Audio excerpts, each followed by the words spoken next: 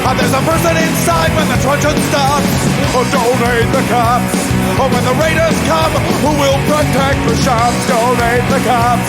They're a sensitive bunch if you don't stop throwing your rocks. Snap, crackle, pop is the sound of a taser. Your body drops. Donate the cops. Oh, donate the cops. Donate the cops. Oh, donate the cops. Like your local police. Cause they don't do nothing wrong like your local police. Got rid of the corruption and the racism is gone. They've been keeping the peace, keeping homeless folks out of the parks and malls. Got a cure for your social disease. Follow the law, don't hate the cops. Follow the law, don't hate the cops. Follow the law, don't hate the cops. Follow the law, don't hate the cops. Follow the law, don't hate the cops. Put your hands above your head and show you're not afraid.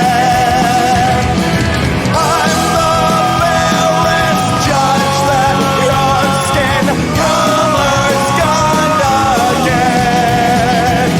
And if you die before the sun comes up, the paperwork will take forever. Well, it might have worked out a little bit better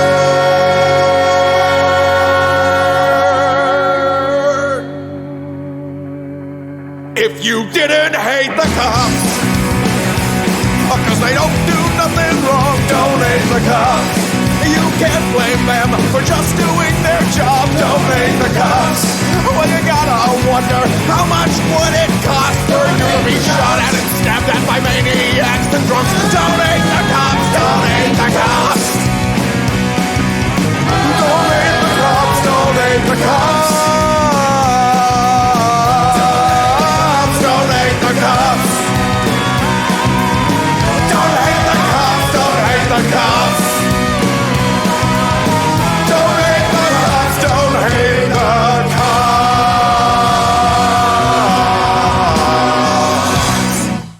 All right. Well, I imagine everybody knows what the top news story of the week is. I looked for a good rundown of the indictment that happened, the indictment of this organization, this Tenet organization. Couldn't really find anything that was super good. So we're going to run the hit from Midas Touch. Now, I know Midas Touch is kind of like clickbaity and maybe a little bit annoying on Twitter or whatever, but I watched this last night when the internet was down and we couldn't do Catterday, and I was like, this isn't bad. Actually, it's a pretty good rundown of what we knew 4 days ago. I've got a couple stories about this, including I've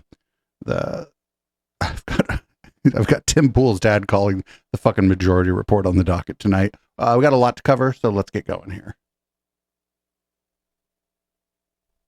Justice has just handed down an indictment of Russian nationals in a $10 million scheme to spread covert Russian propaganda to U.S. audiences to interfere with the 2024 election, laundered through right-wing media commentators.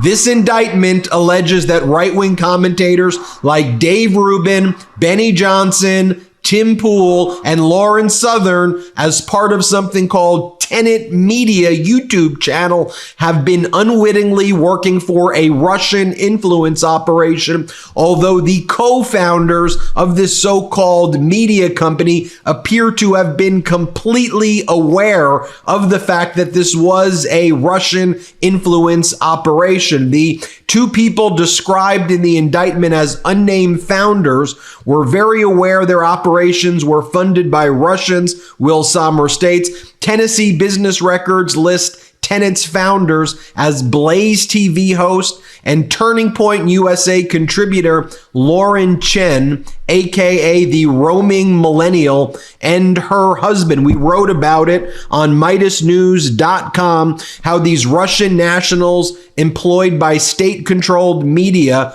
RT in Russia are charged with conspiring to violate U.S. laws by secretly funding this propaganda to interfere with the 2024 election through right-wing media platforms. Let's go into the story in more detail. The Department of Justice has just unsealed an indictment charging these two Russian nationals. Oh, when this dropped, by the way, does everybody remember, if you're on Twitter, does everybody remember, like, the people named in it were like, this was leaked. And it's like, no, it's unsealed. It was sealed. It was unsealed. Nothing. There was nobody leaked. This was not leaked. This was made public. Konstantin Kalishnikov and Alina Afanasyeva Konstantin Kalishnikov does not sound like a real name. Conspiring to violate the Foreign Agents Registration Act, FARA, and money laundering in a scheme to covertly influence U.S. audiences. Both Kalishnikov and Afanasyeva remain at large, according to the DOJ's announcement today. The indictment reveals that Kalishnikov, 31, and Afanasyeva, 27, who were employees of Russian state-controlled media outlet RT, played a pivotal role in funneling nearly $10 million to a Tennessee-based online content creation company referred to in court documents as U.S. Company One. The content company, unbeknownst to its viewers, was funded and directed by Russian television to produce pro-Russian videos aimed at American social media users. This company is believed to be Tenet Media, who touts right-wing hosts Lauren Southern, Tim Pool, Benny Johnson, and others as part of their roster.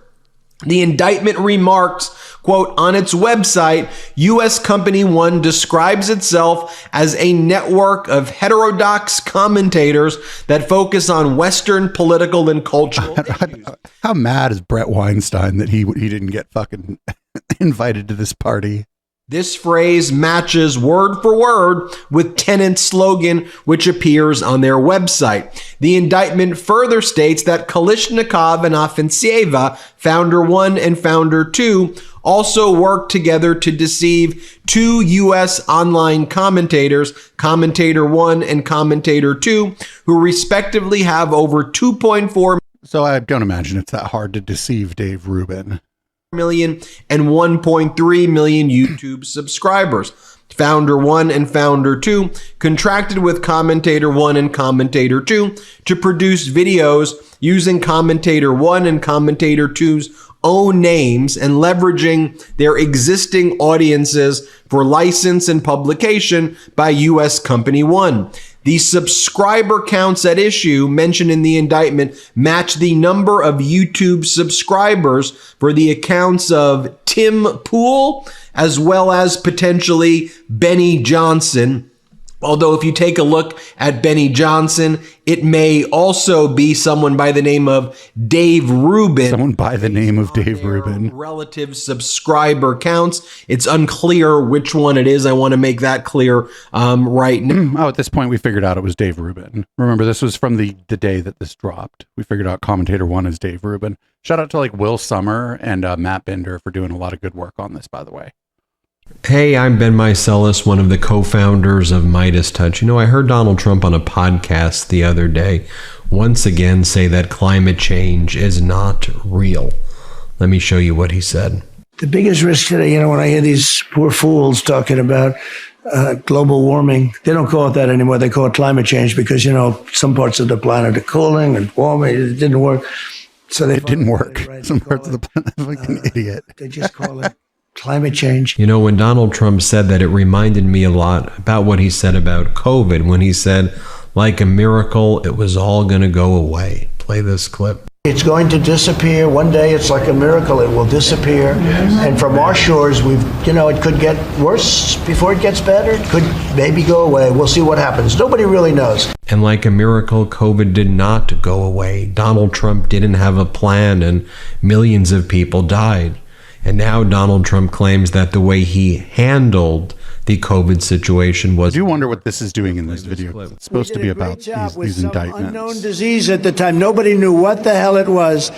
And what we did was a miracle. You know, I don't want that to be how we deal with climate change at all. Climate change is real, and for me, fundamentally, you can't just say like a miracle it's going to go away, it doesn't really exist. That's just not the way we can handle things like adults. We owe it to our future generations to get serious, and what I'm showing you right there by Donald Trump is just not serious behavior. In my view, it is disqualifying behavior, but that's just my opinion. I think it's important we talk about climate change. I wanted to share that with you now. Let's go back to the video that we were just watching. Russia has long sought to exploit our free and open society by secretly influencing public opinion in the United States, said Attorney General Merrick Garland. Quote, the Department of Justice will not tolerate these covert efforts by foreign adversaries to manipulate our democracy. The DOJ alleges in this indictment that between October 2023 and August 2024, Russian television transferred nearly $10 million Oh, and their fake fucking billionaire. Oh, I don't know if anybody saw anything about like their fake billionaire. Through a network of shell companies in Turkey and the UAE and other countries. The funds were allegedly used to produce and distribute content designed to sow discord among Americans, amplifying domestic divisions on issues like immigration, inflation, and U.S. foreign policy. Quote, Yeah, Gregorian or whatever. influence operations as orchestrated by Russian TV are sophisticated and deceptive, said Deputy Attorney General Lisa Monaco. Quote, the defendants in this case use fake personas, shell companies, and misleading Not a fake persona like Gregorian. Russian propaganda to millions of Americans. Since its launch in November 2023, U.S. Company One, again, believed to be Tenet Media, has posted nearly 2,000 videos across platforms such as YouTube, TikTok, Instagram, and X, garnering over 16 million views on YouTube alone. By the way, that's about half of what we do at the Midas Touch YouTube channel every 48 hours. Goes on to say, the DOJ notes that while the content appeared to offer commentary on domestic issues, it was aligned with Russian government's goal of weakening U.S. opposition to Russia's invasion of Ukraine. The defendants are also accused of deceiving two U.S.-based online commentators with large followings into producing content for U.S. Company One. So again, I believe they definitely deceived Dave Rubin. Without disclosing RT's This is the easiest part of this The DOJ to understand. alleges that RT used a fictional persona named Edward Gregorian to conceal its role as the company's true financial backer.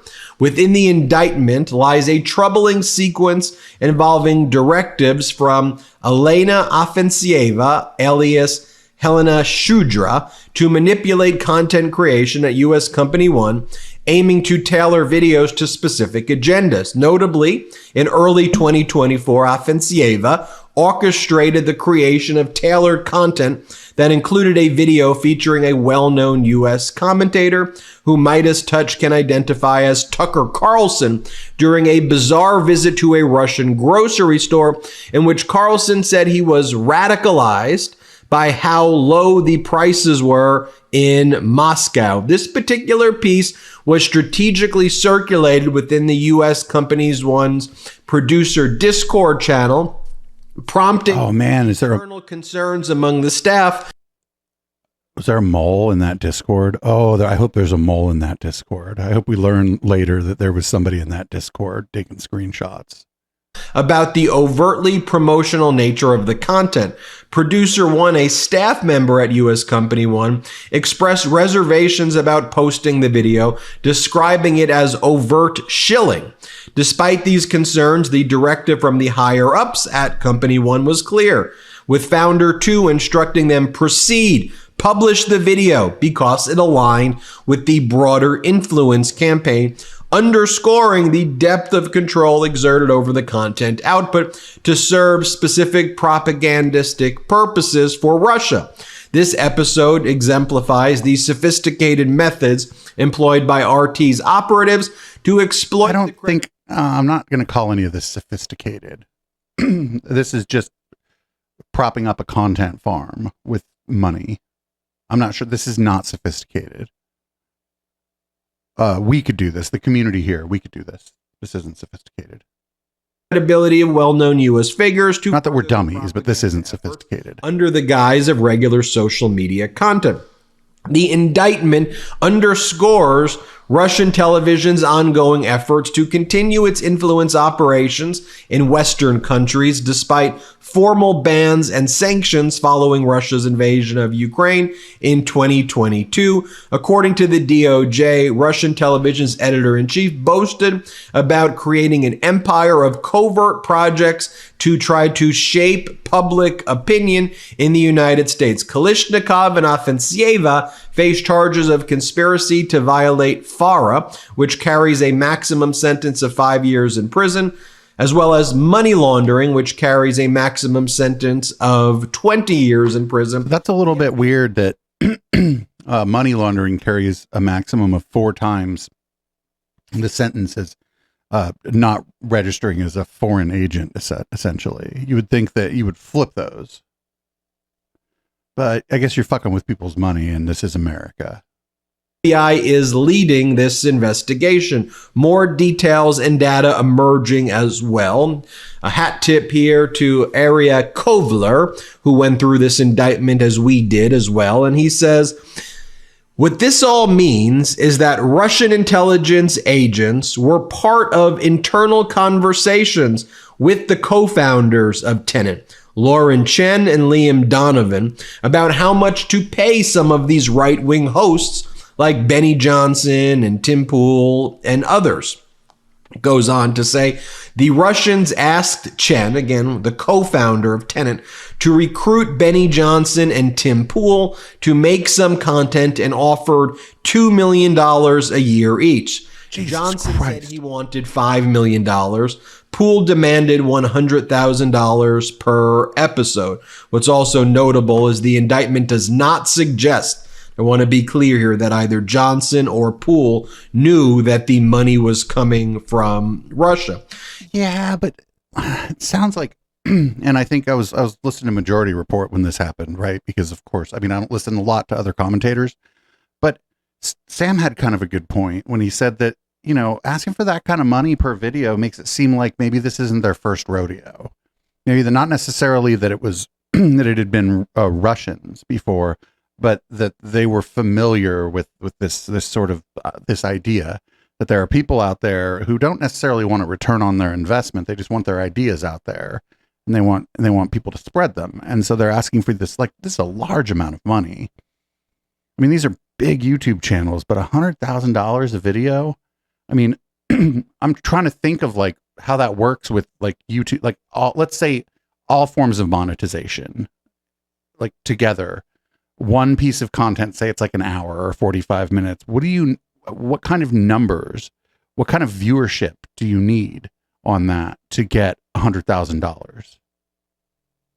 Tim Pool spoke to a Russian agent pretending to be a Hungarian businessman on a secure call. Benny Johnson wanted more info on the fake businessman, so the Russians made a fake CV, but Benny had a concern. The CV mentioned social justice, which was very... So that wasn't Benny, that was actually Dave Rubin, whose only question about, I think that was Dave Rubin, whose only problem with any of this. He was like, well, I don't know, the guy seems to be into social justice, and I don't know if I can co-sign that.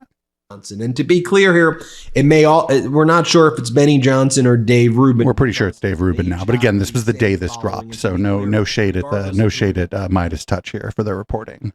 There's no allegation that these individuals knew. I want to be, again, very clear about that. Eventually, they did a deal, so whether it was Benny Johnson or Dave Rubin would unknowingly work for these Russians for $400,000. They were only 2 degrees of separation from, fuck that. They were only, it was like, it went, the RT employee, Lauren Chen, Dave Rubin, that's not enough, like, layers of separation that it's likely that these people had no clue what was going on. Exchange. I mean, I'm sorry, for Dave Rubin, yeah, but Dave Rubin isn't the only person working at the Rubin Report. There must be other people there who can fucking brain.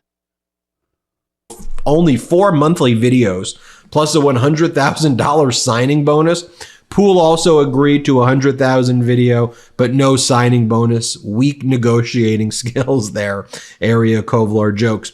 If you go to paragraph 27 of the indictment, Chen and Donovan, the co-founders of Tenet, knew it was Russians. Despite describing U.S. Companies 1 investors to Commentator 1 and Commentator 2 as Edward Gregorian, a purported finance professional in Western Europe, Founder 1 and Founder 2 admitted to each other in their private communications that their investors, in truth, were in fact Russians, the same term that Founder 1 and Founder 2 previously used to refer to RT while working directly under contract with RT as described above. The Russians wanted individuals to post Tucker Carlson's grocery video, but then some there thought it was too obvious shilling, but Lauren Chen said post it anyway. The Russians wanted to blame the ISIS Moscow attack on Ukraine. They got one of their commentators to do it. And we're just trying to lock down who all of these other kind of commentators are. But this is how the right-wing media ecosystem is working very closely with Russia. And frankly, a lot of these divisive messages are even originating with Donald Trump, who's posting these types of divisive messages on his social media platform and then being kind of pushed out to these influencers. Very, very, very serious indictment here. We'll come back to you with more information as we learn it here, but wanted to give. So what strikes me about this is that they didn't do much actually to obfuscate what was going on. They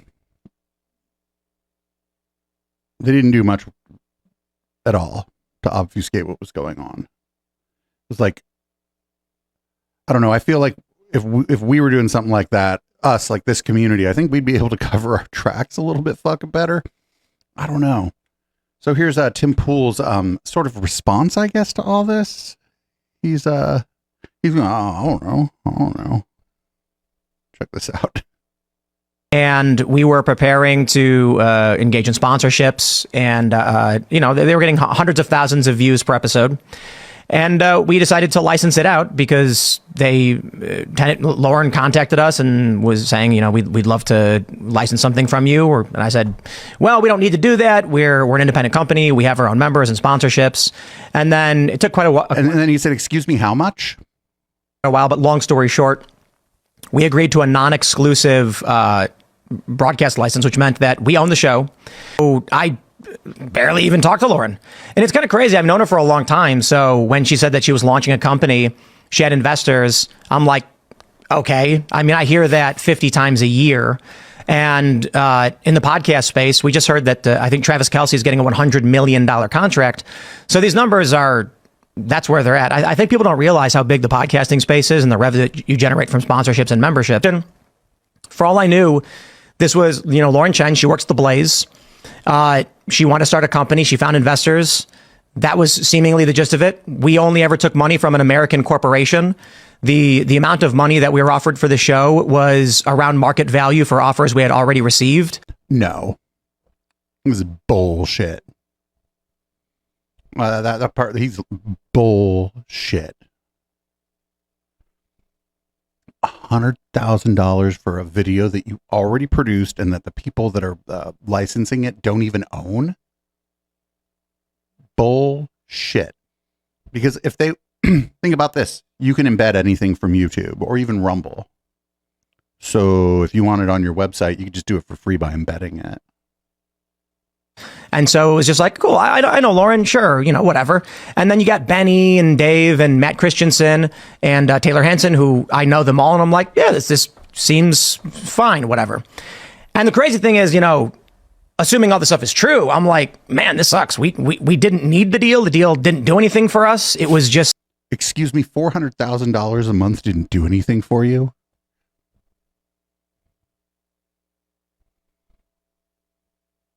Fuck out of here. Sure, I guess. And the revenue that we were paid through the licensing deal was inconsequential to my lifestyle, to the bottom line of the company. Excuse the fuck out of me? Who else is fucking throwing money at this asshole? And we've actually never done anything with it. Like I would say, like, the overwhelming. We've never done anything. What? We got this money. We just didn't do anything with it.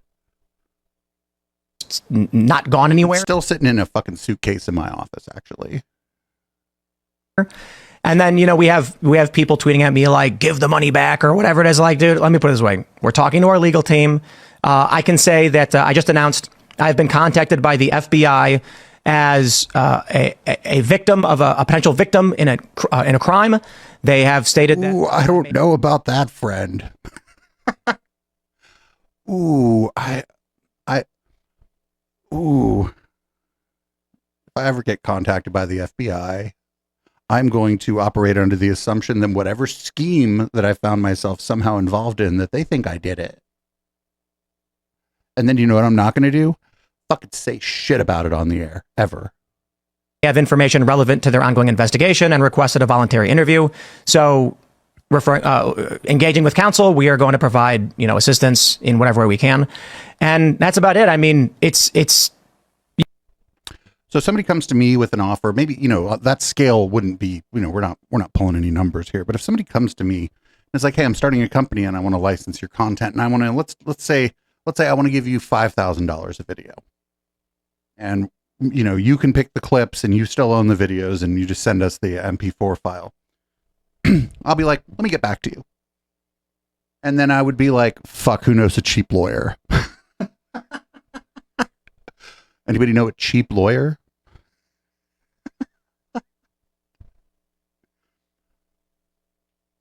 That's just me, though.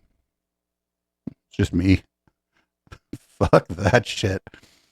So up next, we have something kind of fun. It's a little bit long, and I usually don't run other commentators, or I generally don't run the Majority Report. I do like the Majority Report, but we don't run them here because I'm just doing a bad facsimile of their show. But I believe Thursday or Friday, Tim Pool's dad actually called the fucking Majority Report to talk about this. Calling from a 773 area code. Who's this? Where are you calling from? Well, if you're talking to me, it's Tim's dad. I'm in Utah. Hey. Oh, you hear me now? Yeah, Tim Pool's. Is this Tim Pool's actual dad? Well, that's what the birth certificate said. I'd have to ask his mom, though, to be sure. Well, okay, so yes, this is Tim's dad. I don't. Yeah, I've seen you comment before on our show, so I just want to. This is the same Tim Pool's dad that had commented before. And we can't confirm this, Correct. but says you, and we'll. We're taking your word for it. Yeah, exactly. Let's see your beanie. It's the same guy that was happy with your response when you were on Tim's show, and that I argued calling you a PDF based upon your against book banning was moronic. But Right. Yeah, it's me. Oh well. Oh, not for nothing, by the way. Emma showed up on Tim's show like a couple weeks after he signed the contract with this company, and said that they had no sponsors and that they were and he said that they were like completely viewer and listener supported or whatever when she went on there like a week after he signed this, like 2 weeks after he signed this fucking contract. And then she still didn't have sushi with him and the boys. Talk to you. Now, I'm not going to crap on my son. He's still Right. my son. I disagree with many of his productions. And if you watch, I do have videos that address when I disagree with his productions. Well, Right. so you do have a YouTube channel, right? What's your reaction to this story that essentially Tim seems to have gotten money via unwittingly, but from Russian assets essentially, who want there to be more anti-Ukraine content out there? Well, most of the production on the right supports, unfortunately, what Russia wants to sell. Now, me personally, I go with the DOJ, all right, because what they're saying is these YouTubers, Ruben and Tim, contracted with a company in Tennessee that was owned by two Canadians.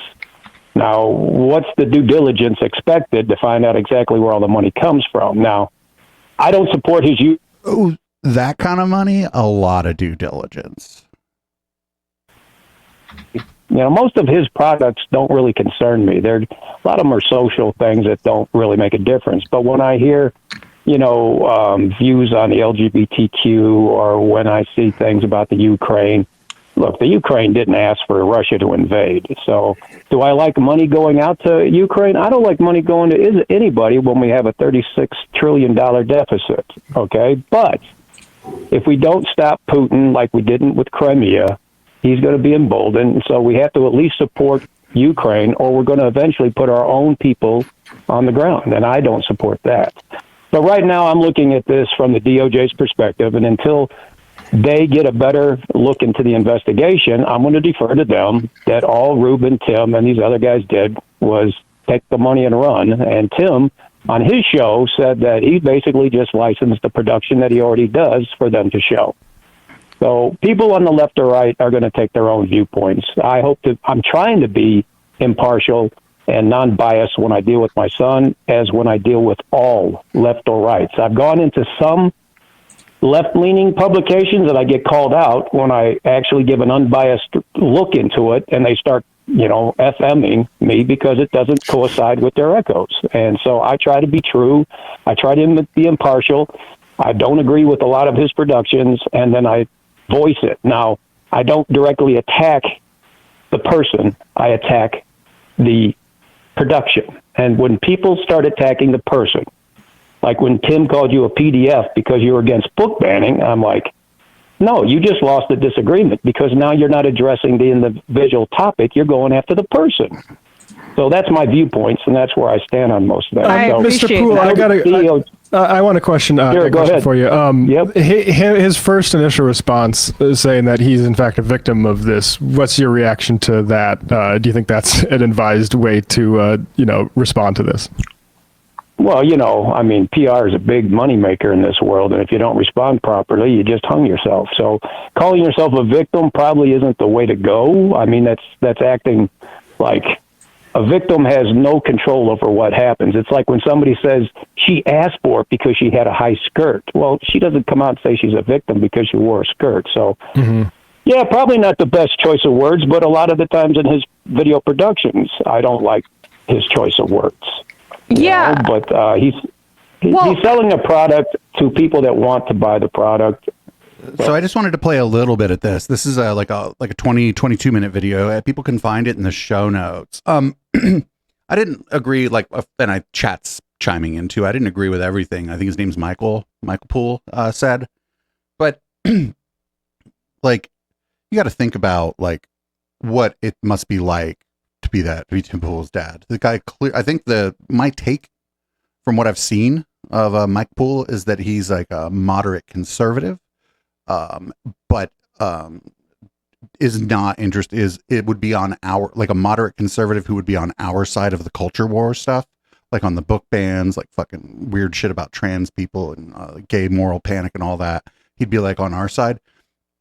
So I just thought it was interesting that he called the Majority Report. He went on to compliment Emma and Matt specifically, Matt Binder specifically, and I just thought it was kind of cool that he had called a leftist show and as I believe a moderate conservative, and praised them for being honest and truthful and for generally being trying to cover things in a fair and honest way. And I just thought that was really interesting. I suggest everybody go take a look at that. Like I said, you're not going to agree with everything the guy says, but he seems like a decent enough person, right? So. And it was just kind of funny. At first, I watched that. I'm like, I don't know, is this really Tim Poole's dad? And then I was like, yeah, actually, because we'd watched a couple of his videos before, and it sounds like him, not just his voice, but sort of his mannerisms and the sort of, he's kind of a Midwestern guy, and he sort of sounds like a Midwestern kind of handshake kind of guy, if I guess. And so it was just interesting to see that, and I think people should definitely check that out. And I do believe at the end, as the video shut off, because they clipped it in a weird place. Hack All the Things, that's from our chat, had actually IM'd him to say something. So you'll catch the name of one of our regulars in the chat around here too at the end of that video if you go check it out. So up next we got Marco Rubio is going to weigh in on the Tenet media situation, and I like the still that we got here of Marco Rubio. He didn't look happy, but if I was Marco Rubio, I wouldn't look happy either. Every one of those stories are real and truthful. Can you explain to me and this audience what that indictment's about? Okay, so disinformation is something totally different from what they are going after or describing. Disinformation is when you make up things that aren't true and you spread it so people think they're true. That's not disinformation. In this particular case, disinformation could be true or not true. It's just that oftentimes it would be more about the framing than the actual content. We're talking about pre-existing political opinions in the United States. These are pre-existing political opinions that have existed well before any Russian engagement or pre-existing, then I guess they're not covered. Involvement or what have you. One of the indictments that came out yesterday, it does not allege that these people that they say were being funded by the secret donor that was hiding their true identity, they already had these opinions. They already believed in these things. They legitimately believe in the views that they're espousing. They were victims. They were targets of a fraud in which someone posing as just a regular investor had Russian money behind them. As far Oh, they have a term for this in espionage, right? In like tradecraft, they have a term for this. It's called useful idiot. And I mean, I always knew Dave Rubin was an idiot, but now I guess he's a useful one.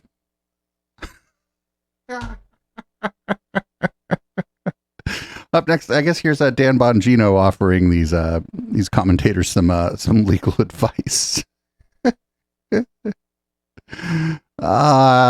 His advice leads me to believe that maybe Dan Bongino got something to hide here. Check this out.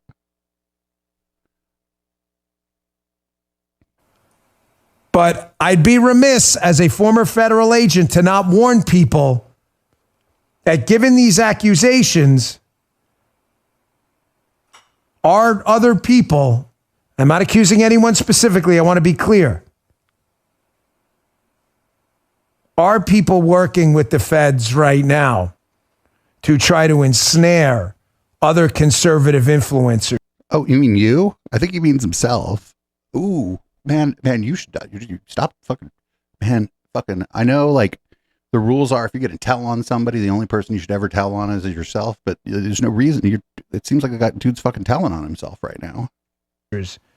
Into this alleged operation.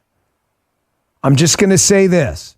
Be very careful who you're emailing and be very careful who you're talking to and be very careful that you're not talking to someone working with the feds on the other end of the line.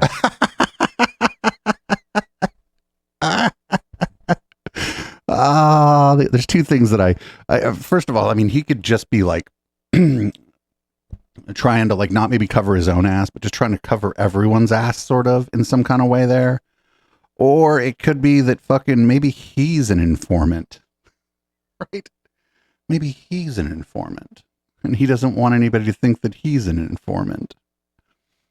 All I know is that there's something struck me about that is weird, like, and more weird than usual, right? Like, this is all weird, but that struck me as more weird than usual. What I'm looking for here is, I think there's going to be like depositions. Now, this is different than a civil matter. The depositions may remain sealed, but if the depositions on this come out, this is going to be a lot of fun. Could you imagine Dave Rubin being deposed?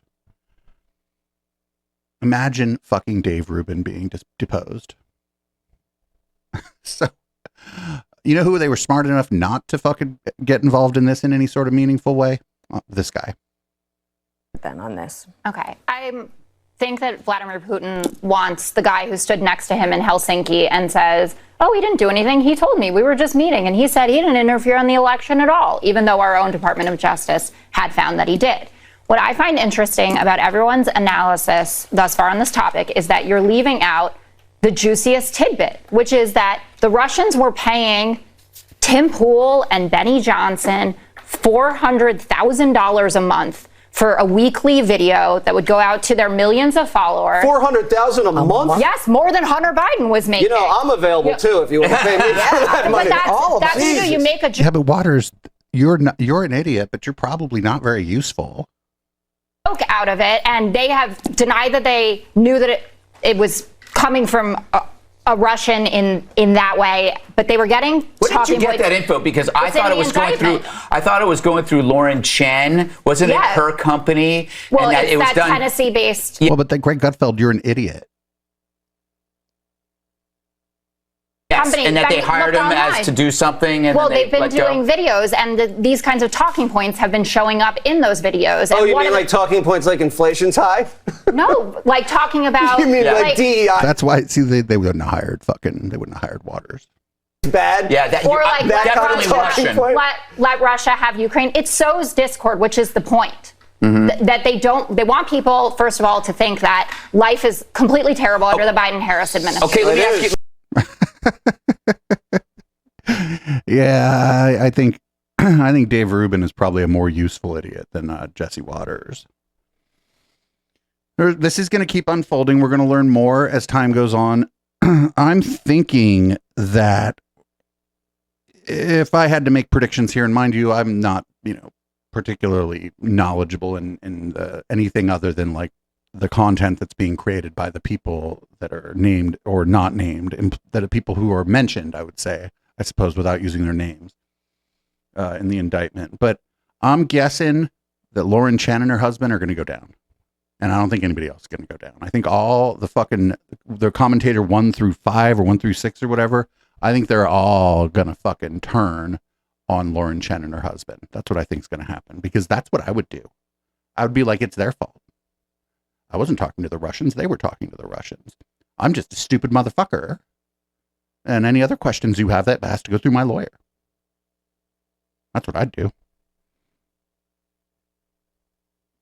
So that's the end of the coverage of that, because there's just not a lot of information about it. I looked, the only person who seems to have made a video about it, at least at the time that I looked last night, was Tim Pool. I haven't seen Dave Rubin make any videos about it. He tweeted about it, but I want to see him like do a video about it. But we'll see. Yeah, but I if I had to guess, I think they're all going to fucking turn on Lauren Chen and her husband. Oh, yeah, Justin in the chat. Tim and Dave are actually stupid. I think Dave Rubin is dumber than Tim Pool. Anyway, up next, we're going to move on to like our sort of more regular news. This is Silver Fox, Anderson Cooper, doing a complete fact check of Donald Trump's press conference. This is an entire segment between commercials, 6.5 minutes. There's one other thing that Donald Trump said today that I want to point out, because it kind of involves me, and he seemed to imply something that is unfounded. He was talking, as he has before, about an interview that E. Jean Carroll did with me back on June 24th, 2019. Then there was an Anderson Cooper interview where she said essentially, no, he didn't rape me. She was selling her book. She wrote a book. The book would have been a total failure, probably was anyway, although probably sold more recently. Again, there's a woman that wasn't doing well until she came out with this stuff about me. And that's happened to others too, by the way. She's not the only one. Wait, what? But they're the Anderson Cooper tape. Wait, she was writing a book, and did the book even come out? Because he like seems to suggest that it did, that it didn't, but that it did and it didn't do well. And in the Anderson Cooper tape, it's an interview of her. And Cooper says something to the effect, did he rape you? Did he rape you? He was so happy. Oh, did he rape you? That's probably not how that went down. Very good answer for me, but a bad answer for CNN, for Anderson. And he said, we're going to commercial break right now. We're going. Then she came back from commercial break. That shit's on a timer. That shit's like on a timer. Much more hostile. But this man wouldn't let us use the tape or the proper questions having to do with the tape. Wouldn't let us, Judge Kaplan wouldn't let it be used. We wanted to get the outtakes. In other words, what did Anderson Cooper talk to her about during that intermission for a commercial that he called for immediately? Where do you see this? I mean, some of you have seen it, some of you haven't. We're going to commercial break right now. What? So what happened is we weren't able to use it. Okay, so this is not the first time that Trump has seemed to suggest some nefarious plot by me to manipulate E. Jean Carroll into saying something. He actually brought this up in a deposition for trial. Now, I normally don't respond to when Trump says something about me. I mean, what is the point? He recently referred to me using a female first name, which I guess is like a third grade gay taunt. I think he called me Allison or Ashley Cooper. I don't really recall. It's not worth. You might have just forgot your name. This time it's kind of different because it's just demonstrably false. First, I just want to show you what it is he's rambling about. This was part of my interview with E. Jean Carroll that took place on my show on CNN in 2 blocks, 2 segments separated by a commercial break. Now, this is what you would have seen if that night you were watching at home or wherever, and we went to commercial and then came back from commercial. We're not going to actually play the entire commercial break you would have been watching. So take a look. I was not thrown on the ground and ravished, which the word rape carries so many sexual connotations. This was not sexual. It hurt. But I think most people think of rape as it is a violent assault. It is not. I think most people think of rape as being sexy. Let's take a short break. Think of the fantasies. We're going to take a quick break. If you can stick around, we'll talk more on the other side. You're fascinating to talk to. Yeah, he totally freaked out on her and was like, oh my God, we got to go to commercial. Like she started stripping or something. He was like, oh, we got to take a quick break. Can you stay around for after the break? And her point there is like pretty good that like that what happened was a SA, sexual assault, that when we think of rape, we generally think of penetrative sex. Forcible penetrative sex, and that wasn't the allegation. So she's just, I think best I can tell, she's just trying to be precise in how she talks about it.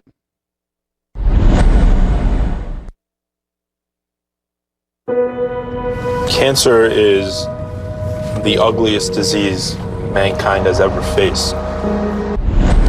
We're now in my conversation with E. Jean Carroll and the president's latest denial of her sexual violence allegations against him. He said, quote, she's not my type. He's also said previously he did not know her, had never met her, even though they had, in fact, met. She's the one on the left, along with her husband, a local news anchor at the time, and the president's wife at the time, Ivana. The president has also said flat out that she is lying.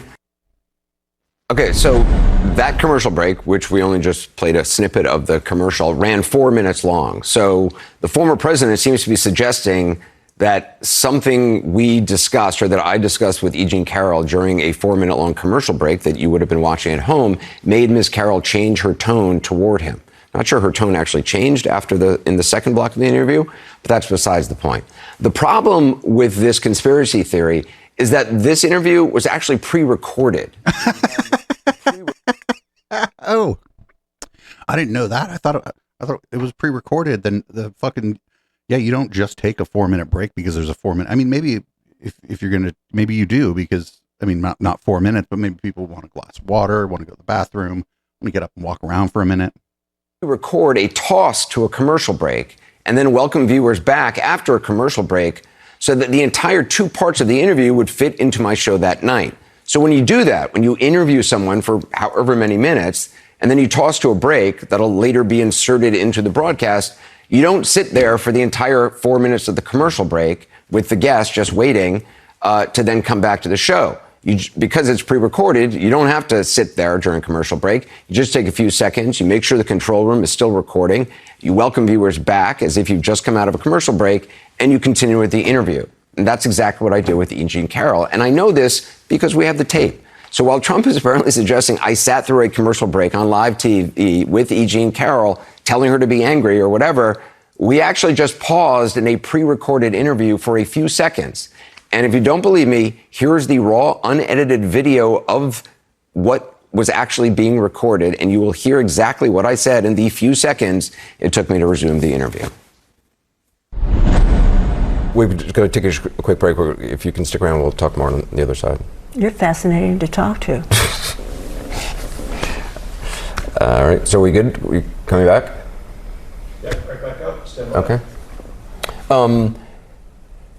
So before the break, you said you don't use the word rape.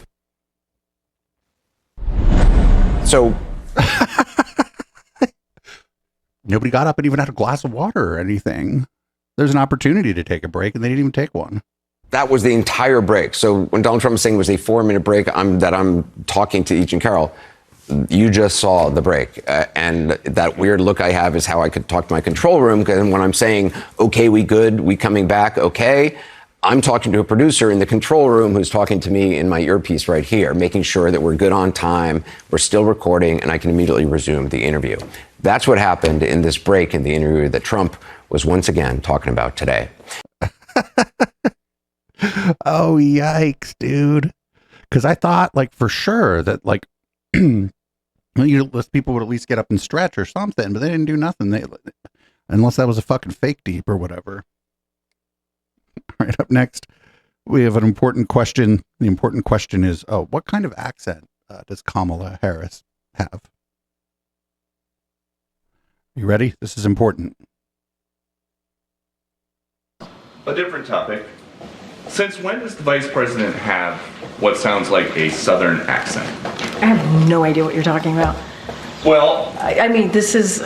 She was talking about unions in Detroit using one tone of voice. Is this something that same you think... line. Okay, Peter. That she used the same line in Pittsburgh, and it sounded like she at least had some kind of a southern drawl. I mean, What? do you hear the question that you're... I mean, do you think Americans seriously think that this is an important question? They care... You know what they care about? They care about the economy. They care about lowering costs. They care about health care. That's what Americans care about. So that's what they want to hear. This is something... They care about. Your colleague just asked me about what basically we talked about, went back and forth about democracy and freedom. That's what they care about. I'm not even going to entertain some question about the president. It's just hearing it sounds so ridiculous. Well, but hearing it is... The question I'm talking about, the questions is just insane. Is that how she talks in meetings here? I'm just Peter. We're moving on. We're Thanks. Starting with Ukraine and this recent attack, has there shifted the... Okay, interesting exchange there with Peter Ducey. We have Robert F. Kennedy Jr., former independent presidential candidate. There just isn't time there to explain code switching to this guy. We all do it. If you're a public figure, you're going to talk differently to different kinds of audiences. That's it. There's a lot of sociological work on like code switching and stuff that I'm not well read on, but I know it's just code switching. You're talking to a different audience. Maybe the audience is a little more raucous. Maybe you're at one place it seems like a little bit more of a formal event. Another place seems like a less formal event. You're going to talk differently, and I think that only the black people in America have had to learn to code switch in a more dramatic way than most white people have because of racism and whatnot. So that was just really dumb, and there was no time to explain code switching to that dumb motherfucker. He probably knows what it is, actually. And it's not.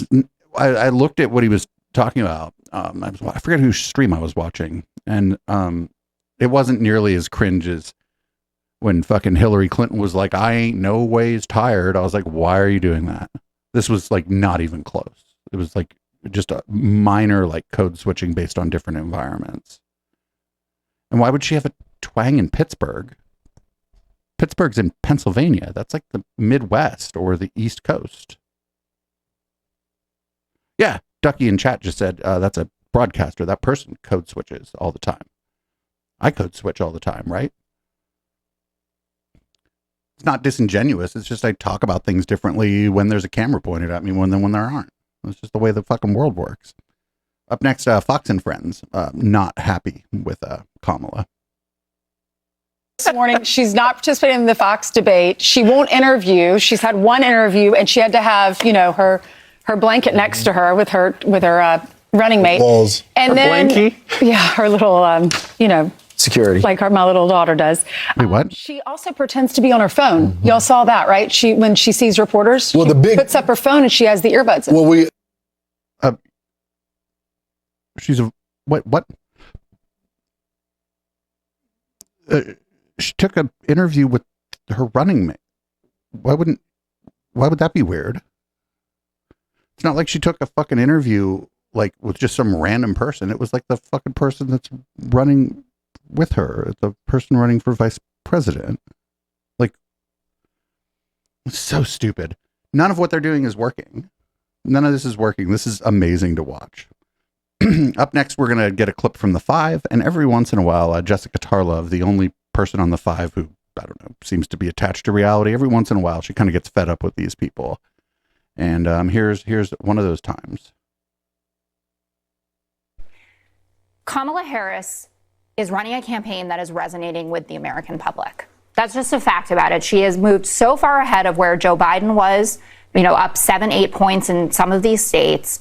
She just pulled in $361 million in fundraising in August. That's triple what Trump brought in. And the most exciting part of that is that 1.3 million of those donors are new donors, people who haven't given in this cycle at all. And the stories that people are trying to pin on her, like the Washington Post did this deep dive into the turnover within her office, also citing the fact, by the way, that Mike Pence had 83% turnover in his office if you're using the same standards. But these quotes are ludicrous. Like someone who worked for her said, it's stressful to brief her because she read all the materials and annotated it and prepared to talk through it. God forbid. It's stressful to brief her because she knows what the fuck I'm about to talk about and has already read the thing I'm going to brief her about. What? What the fuck do they think her job is? Woman actually read the briefing book, and this all flies in the face of what people had said about her, that she was unprepared, that she was pissed at people for not prepping her. It was all about how she took this so seriously that she took it like a prosecutor would and was like, I'm not just going to do this because you told me to. I'm going to ask you why. And I have not met yet a real live Democrat who says, you know what I'm really mad about? That I don't see Kamala Harris all the time in big interviews. They're watching her at rallies. They're listening to what she had to say. They're high off the DNC 100%, and they're giving their money. Jesse? Yeah, that Washington Post article, I skimmed it. There was a lot of the stuff was kind of weird and weak. And the thing about that, oh, well, I went to brief her and she already knew the material. Like, all right, doesn't that make your job easier? Isn't that like if your job is to like brief an elected official and they're already familiar with the thing that you're about to talk about, doesn't that make your job easier? So we got a couple clips of Tim Walz. He seems to be pretty good at talking to normies, which seems like that's probably good for the prospects of the campaign. I know, we all know this. I remember a time when Republicans talked about things like freedom, they meant it. They would never turn their back on our allies. But that's not these guys.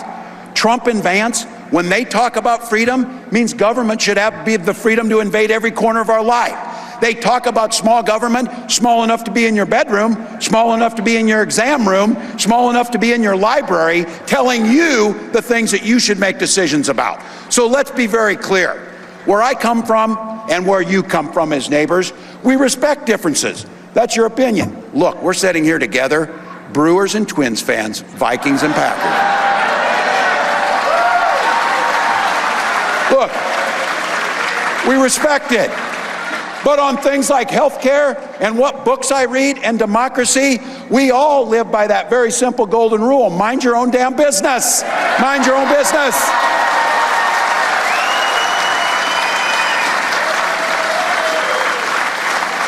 Your Republican neighbors want to live that way. We have to.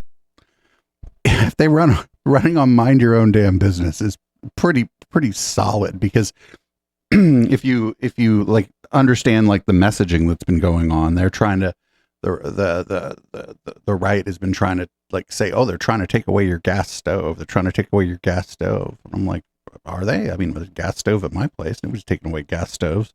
We're trying to move away from having all this infrastructure for gas because it's like a little bit explodey. And like electric appliances tend to be more efficient and stuff. But like their mind your own damn business stuff is like all this moral panic, like satanic panic and gay panic shit. And when people like when Tim Walz is mind your own business, he's like telling you that like they need to mind their own damn business when you're at the library. And I feel like that's just like normies, like moderates, regular people are going to understand that more than this sort of weird shit about a stove in a house that hasn't been built yet. And then there's even more like weird, like terminally online fucking freak show stuff that they're talking about that most people aren't even aware of. So this is a pretty good strategy. And I think that this should be the strategy going forward, no matter what. No matter what happens, no matter what scandals drop, this needs to be the strategy going forward for the Democrats. And they can win. They can win big. We got one more. This guy has made it clear how he stands. He's sitting down at Mar-a-Lago after he got elected president, and this was his exact quote. He's talking to a bunch of folks at Mar-a-Lago. You're rich as hell, and we're going to give you a tax cut. At the same time, he was telling workers they get paid too much already. That's who this guy is. You tell me who in Wisconsin is sitting around saying, damn, I wish they'd give billionaires tax cuts and screw me over. Damn, I wish they'd take my health care away. I wish they'd underfund my public school. I wish they would make my job more difficult and more dangerous. And then at the end of the day, I wish they'd make me work till I'm 75 years old. No one's saying that. No one's asking for that agenda. What they're asking for is to be treated fairly with dignity. That's what we have. Yeah, this guy's just so good at talking to like moderates. I don't like the word centrist or whatever, but he's like real good at talking to moderates. And they're going to have a real hard time painting this guy as like a leftist, a far leftist, because he's in his own state. Up until he was, I don't know what the polling was like after he was nominated as a VP, but in his own state, he was, you know, Republicans aren't going to like him, but he was more popular in his own state than most Democratic governors, with Republicans, sorry, than most Democratic governors are. Like, think about how the Republicans in California hate Gavin Newsom. This guy doesn't have that problem. I didn't know much about this guy, but this was the right fucking choice. This was the right, this guy could be the top line candidate. And he may very well be in 8 years. And I think he'll do a good job too. When and if they're elected, I think he'll do a good job. Up next, we got this is Maria Bartiromo. A little confused about this. Remember these Walls Family for Trump thing that came out? We found out like that these people may never have even met Tim Walz. Even Walz's family. Democrat vice presidential nominee Tim Walz in the spotlight now as his family appears to be endorsing Trump.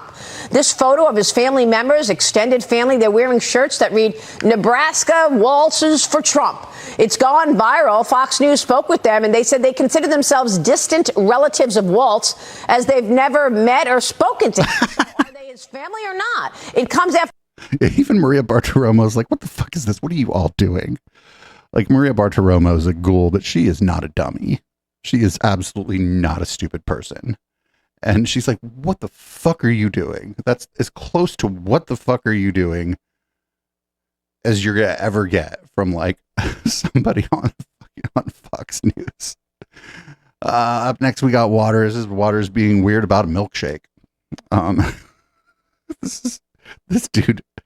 Again, you notice that foreign influence campaign, they didn't hit up Waters. It's because of shit like this. Be like, no, Conrad, do not hit up Waters. Women love masculinity and women do not love Tim Walz. So that should just tell you about how masculine Tim Walz is. The other day, you saw him with a vanilla ice cream shake. Had a straw in it. Oh. Again, that tells you everything. Judge Janine. Fellas, is it gay to drink a vanilla milkshake out of a straw?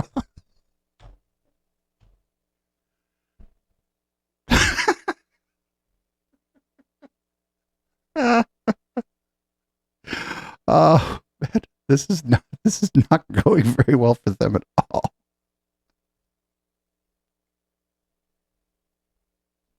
Up next, we got Corey Lewandowski on Newsmax, letting you know that did you all know that the Republican candidate is running on a tough on crime platform? Did you know that? Tough on crime. And if you care about the safety of your family, making sure that your children aren't being shot on the streets, and this violent crime, what I will call, Michael, an invasion from within. There's only one person who's going to restore law and order to our streets, and that's Donald Trump. Kamala Harris wants to let the criminals out of jail on cash-free bail. Donald Trump says we're going to prosecute the gangbangers and the hoodlums and the thugs that are in this country. So first, let's close our border. Let's give you more economic security and prosperity, and let's make a safer country for everybody. Yeah, well, if you listen to other networks, though, you're going to hear a bunch of nonsense. Listen. Which naming like Newsmax? Yo, Kamala Harris is not the ideal candidate, as in my view, as far as like dealing with crime, punishment, and the rule of law in this country. She's been very heavy-handed as a prosecutor, and trying to suggest otherwise is again just not going to work. Like, is one of the big criticisms of her during the primaries is like, oh, that lady a cop, right? Cop Mala. None of this is going to work, and her campaign's not going to respond to any of this. There's nothing. There's just nothing here. There's absolutely fucking nothing here. Up next, I guess JD Vance went to a Turning Point USA event to dispel any rumors that these people are fucking weirdos, I guess. What can we do about lowering the cost of daycare? Hayden, obviously a working family, and it's very hard for working families to get by. How will we lower the cost of daycare? Such an important question, Charlie. And I think one of the things that we can do is make it easier for family models to choose, or for families to choose whatever model they want, right? So one of the ways that you might be able to relieve a little bit of pressure on people who are paying so much for daycare is make it so that maybe like grandma or grandpa wants to help out a little bit more, or maybe they're. So I have a nephew, and my parents are his grandma and grandpa. And does this guy think that like the fucking Gestapo shows up when my sister drops my nephew off at my parents' house because maybe her and her husband want to go to dinner, or they have something or she has something she needs to do, and my brother-in-law is not available? What do you mean make it? Not everybody has that option. My sister and I and I don't like the word blessed so much, but we're blessed that we have the parents that we do. They're always willing to help us out. And a lot of people already have that, but not everyone does. There's an aunt or uncle that wants to help out a little bit more. If that happens, you relieve some of the pressure on all the resources that we're spending in daycare. Now, you talk about just daycare. Let's say you don't have somebody who can provide that extra set of hands. What we've got to do is actually empower people to get trained in the skills that they need for the 21st century. We've got to... I'm sorry. You just change the subject. A lot of people who love kids, who would love to take care of kids, but they can't, either because they don't have access to the education that they need, or maybe more importantly, because the state government says you're not allowed to take care of children unless you have some ridiculous certification that has... You're not allowed to run an illegal underground daycare. Oh my fucking God. Yo. Has nothing to do with taking care of kids. So empower people to get the skills they need. Don't force every early child care specialist to go and get a 6-year college degree where they've got a... So that's not the daycare isn't run by early child care specialists. Those people are generally like academics. The daycare, like someone in chat said, the daycare is run by people who get some kind of certification or pass a background check and most of those people earn minimum wage. A whole lot of debt, and Americans are much poorer because they're paying out the wazoo for daycare. Empower working families, empower people who want to do these things for a living, and that's what we got to do. All right, But what? That was the most. Well, I don't know. Was that the most nonsensical answer that you could have had to that question? Because friends, the man's running mate actually also was asked this question. Oh man, the top of that ticket was asked this question at the Economic Club of New York. Same question. If you win in November, can you commit to prioritizing legislation to make childcare affordable? And if so, what specific piece of legislation will you advance? Well, I would do that, and we're sitting down. You know, I was somebody, we had Senator Marco Rubio, and my daughter Ivanka was so impactful on that issue. It's a very important issue.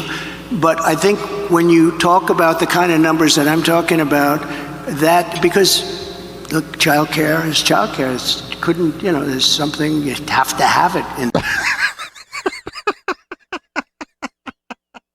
this country, you have to have it.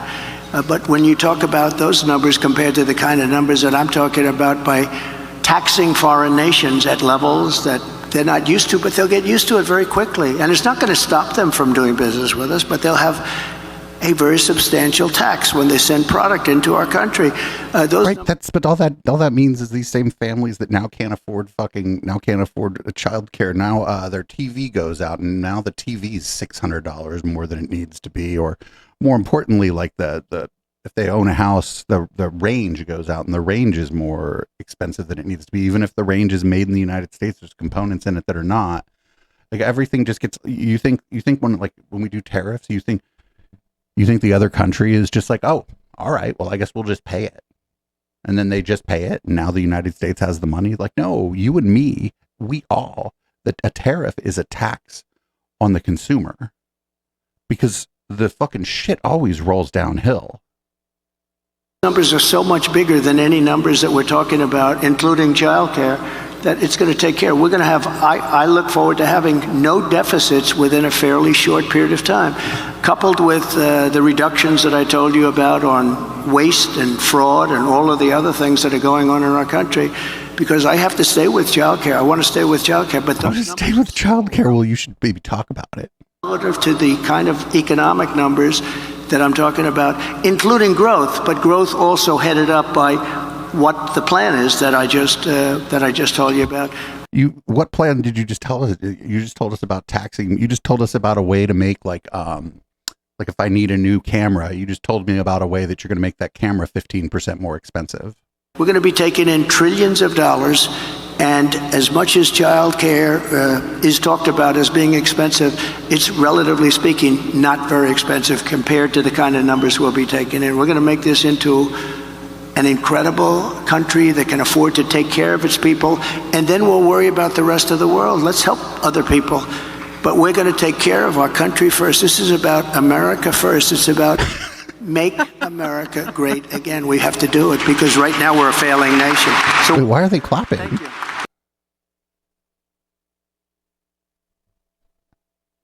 I think Vance's answer was weirder, but Trump's was stupider.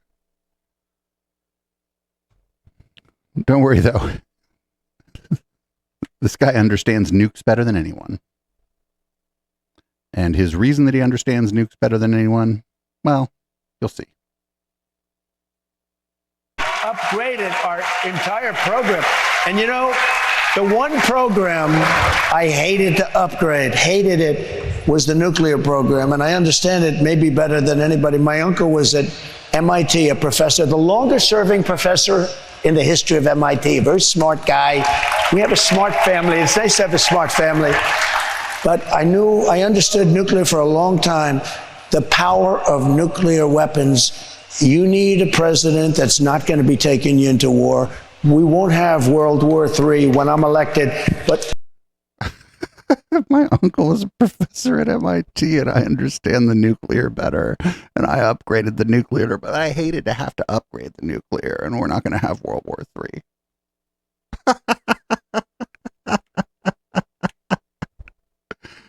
Oh God, we're not going to watch the debate here. I think I'm going to send everybody. I know Justin freaking will be watching the debate. I'm not going to send everybody here to watch it, but I'll be up in Justin's chat. Maybe I'll even jump on his show for a little bit during the debate, because this debate's going to be a nightmare. It's going to be a fucking nightmare. Anyway, did you know that Melania has a memoir coming out? This memoir has been a deeply personal and reflective journey for me. As a private person who has often been the subject of public scrutiny and misrepresentation, I feel a responsibility to clarify the facts. I believe it is important to share my perspective the truth. Scientology, you fucking edit this.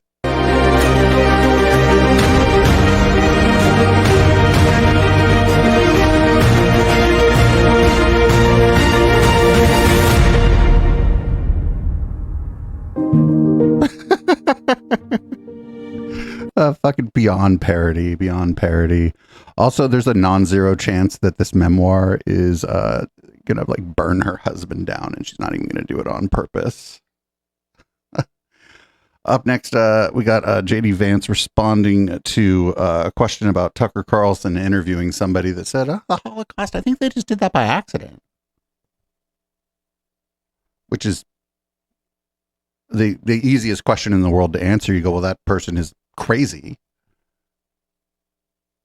Yes. Look, I believe, agree or disagree with anything that Tucker Carlson or his guests say, we believe in free speech. We believe if you don't like an idea, and obviously, you know, the Holocaust was a terrible tragedy, and it's something that we have to make sure never gets repeated again in this country. The best way, I think... Sir, it was in another country. To ensure, never gets repeated again anywhere in the world, certainly in this country or anywhere else.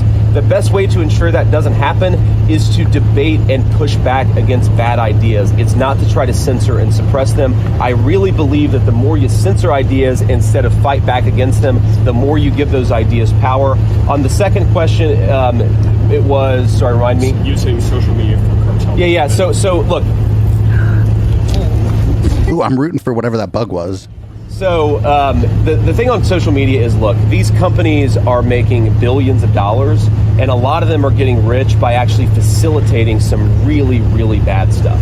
And we have to stop that, right? And if you're not willing to use the power of law enforcement to tell these social media companies they have to stop facilitating drug trafficking and sex trafficking, then you're not fit to be a leader of this country. We certainly believe... So how do you feel about the Telegram CEO being arrested in France? The the Department of Justice applied appropriate pressure on these social media companies, they could behave a lot better. And if they don't, there's going to be hell to pay. It is ridiculous that you have American businesses facilitating drug trafficking and sex trafficking. It's making these guys' lives harder. We're going to make their lives easier when Donald Trump is president. Senator, when you talk to... But the answer to the first question is like, you go, oh shit, I didn't know somebody said that. Sorry for swearing, I guess. But you go, oh shit, they said that it was just a mistake. It's like a oopsie. Well, that's fucking, that's crazy. Yeah, that's clearly not what's going on. Not what happened. Here's a CNN report on True the Vote and how they cleaned 500,000 people from the voter rolls in Georgia. I've lived in Denton for over 24 years. I have been voting here for 2 decades. As we can see, I am real. I am here. I am talking to you. If you're wondering why Daniel Moss is defending his existence, it's because of this list. That's my first name. That's my last name. Of thousands of voter registrations in Denton County being challenged as ineligible. Finding out that I'm on some sort of hit list of people who shouldn't be voting. I was pretty pissed off. How did Moss, a legally registered American voter in the state of Texas and a university administrator, end up having his voter registration challenged? This is Texas, not Georgia. Thank you. Yeah, they said that in the interview. That's because this is from the Twitter, right? The Blue Atlanta, Georgia Twitter, threw me off. Fucking pro-broadcaster, everybody. Pro-broadcaster. Of one group. Hi there, I'm Catherine Engelbrecht with True the Vote. True the Vote, a right-wing organization fueled by the MAGA movement. All of a sudden, in certain states, they found all these votes, a totally rigged election. And the lies that the 2020 election was stolen with illegal ballots. Welcome to the IV3 project. You have arrived in the nick of time. This is the group's online training session for IV3, a user-friendly app pushed by True the Vote, recruiting and training thousands of private citizens on how to submit challenges to local election offices. We've got to report what we can and get it as accurate as we can, and it is making an enormous impact. Adding up to about 700,000 challenges to voters across the country so far. Documents obtained by CNN show many of them use the exact same language. Wait a minute. I think it should be illegal to attempt to make it so your neighbor or somebody else gets removed from the voter roll. It seems like something that we could make illegal. Daniel Moss's challenge came from someone he doesn't even know. I want to say it was Nancy. Nancy lives in the same county and single-handedly sent in thousands of challenges this year. We asked around for her. I'm trying to talk to Nancy. But she did not come to the door. Nancy sends me something every day. Frank Phillips is Denton County's elections administrator. As November looms, it's not just Nancy sending in challenges now. There have been days where I've received a couple of thousand names. Isn't it overwhelming to get thousands of names every day? It can be. I've had to look each of those voters up one by one. Roughly 75 to 80% of the names they give me, we have already dealt with. And the rest of the names? Well, you would catch them anyway. There's safeguards built into the whole system for any issue you can dream of. Meaning any of these questionable voters, like the people who have moved away, the system would eventually catch them anyway.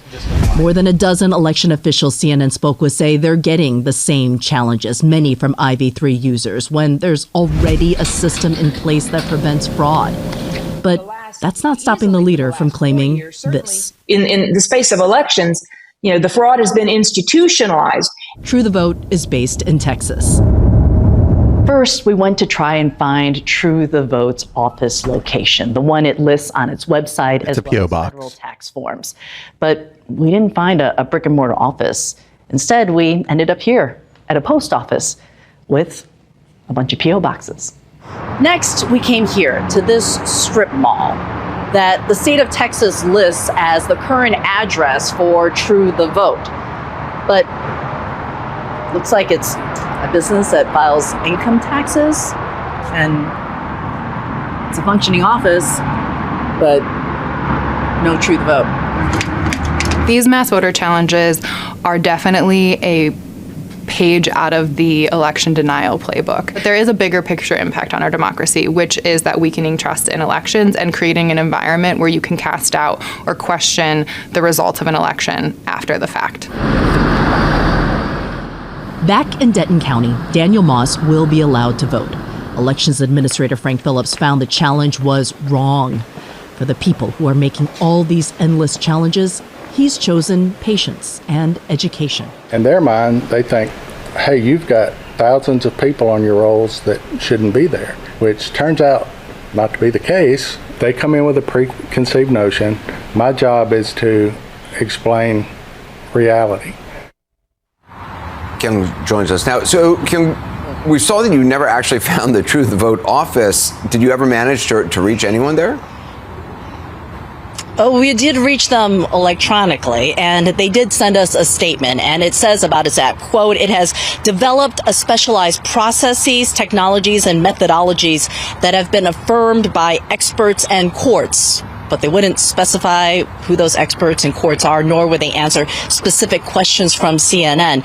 We did speak with election administrators across this country who say a lot of the challenges coming from this app are just repetitive and sometimes, as you saw in our story, Anderson, flat out wrong. Despite all this, the 2020 election and all of the information and misinformation surrounding it has been a cash windfall for True the Vote. In the last 3 years of publicly available records, True the Vote has pulled in some $12 million. That's despite having, as you saw, no offices and only a handful of staff. Oh. Well, if they're a registered charity or nonprofit, they're going to have to open their books at some point. I'm just spitballing here, but this smells like one Mr. Peter Thiel to me. This smells like Peter. This stinks of Peter Thiel. I don't have any evidence of that. And there's, I could be totally wrong because there's tons of ghouls out there, but this particular with the app and everything, this stinks like either Peter Thiel or like David Sachs or somebody from my neck of the woods is probably behind this. Somebody from here in the Bay Area, Silicon Valley. But again, I'm speculating. So Don't be running around telling everybody that this is Peter Thiel or David Sachs, but it might be.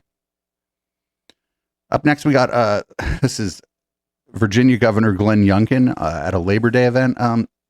Does not really know how to read a room. Friends, we have watched every state become a border state. The reality is that the border czar, Kamala Harris, didn't do her job. Okay, she's the vice president, not a border czar.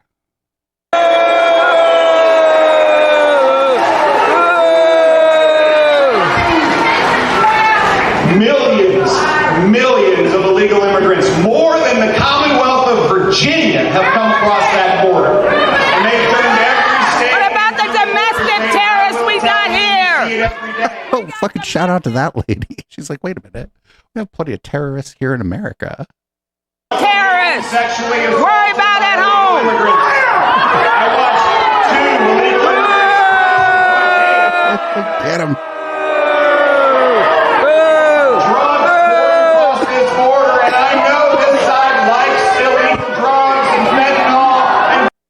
Whoa, he was saying this side likes, do you say like something drugs and fentanyl?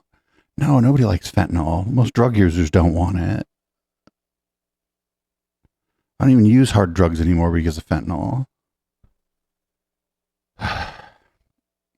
Up next, we got Kennedy on Fox News, former MTV VJ, libertarian-ish, usually not that bad, but I'm not sure what the fuck is going on here. Check this out.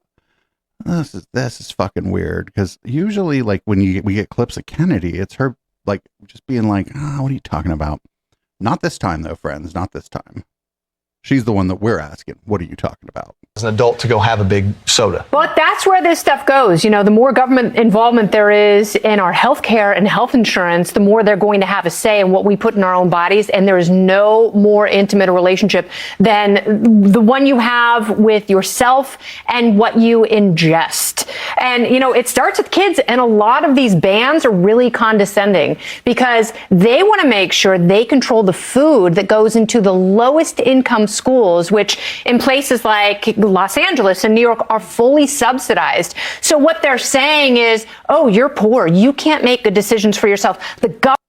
No, if it's for the schools, they're saying these are school children and they're getting food from the school. So they're not making the decision themselves.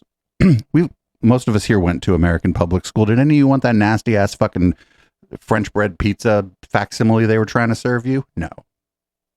Government will make those decisions for you, and then we'll have better outcomes. Well, what's next? It starts with red dye number 5, and then does it go to your genes? Because what could some of the other causes of ADHD be? Wait, what? What the fuck? Wasn't red dye number 5 like, wouldn't it like particularly bad in some, I forget what was with red dye number 5, but it was particular. They just used a different red dye. Everything's fine, lady. Maybe if you're going to procreate and if you're going to have some, you know, government subsidized fertility treatments, maybe the government should test your genes to make sure that you are not passing anything on that could. So we've gone from like the school decides what's on the school lunch menu to banning red dye number 5 because it was dangerous to now, I guess, a eugenics program. Some point be a big problem for the government if they have to take care of you long term. So if you have ADHD or schizophrenia or gout or diabetes in your family tree, well, maybe those branches need to be snipped and you shouldn't be having kids, because it starts with stuff that's pretty innocuous, but it gets very condescending and controlling very, very quickly. I mean, there's slippery slope arguments, right? But then there's that slippery slope argument where it's just so bizarre. So if you're a parent and you have kids in public school, you'd probably want the public school sort of paying attention to what's in the fucking food your kids are getting. The kids aren't going to like the food generally, but you'd want to know if there's like stuff that's real bad for you in the food the school is giving the kids. Now, the fucking people who run the cafeteria, they're not going to be experts in that. They run the cafeteria, fucking difficult, thankless job where the kids are probably real shitty to them. So somebody's got to fucking look into that. And it's, I don't know, is it going to be the fucking Sears Roebuck Corporation, the Palantir? Like, who's going to look into that for them? It's going to have to be the government. So here's a clip from Fox News. This is the father of an Israeli hostage, and doesn't really, I'm not sure this guy's going to get invited back on Fox anytime soon. Just based on this interview here.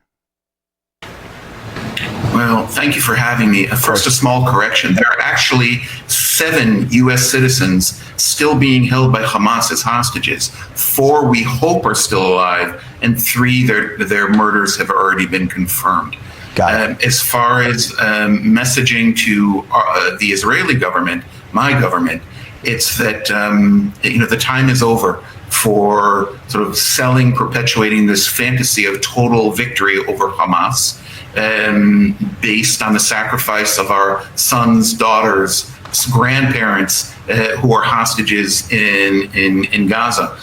We've been at this for 11 months. Hearing from our government that a little more military pressure and a little bit more military pressure is going to cause Hamas to come begging for an agreement and an exchange of our hostages.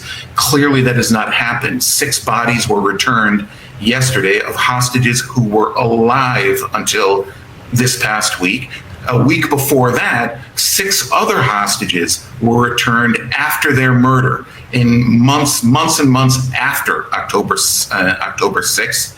And so it is absolutely clear the only way to get hostages home alive is by some kind of negotiated agreement with Satan. Keeping in mind that all of Israel's military and intelligence senior command have been saying for weeks, if not months, that the fighting needs to stop in order to get the hostages back, as many as possible alive, but all of the 101 hostages still remaining. Oopsie. He was like, what we're doing isn't working. Now, I didn't agree with everything he said, but the what we're doing isn't working part seemed fucking dead accurate. So we're probably running pretty long on the podcast part of the show tonight because we had a lot to cover. Usually we're looking at about an hour in before we get to the palate cleansers. We're an hour and 40 minutes in. But I do think that our triple shot of palate cleansers are of a high enough quality that it was worth the wait. This one is a cat video, and it's short. Watch this. Hell yeah, just chilling.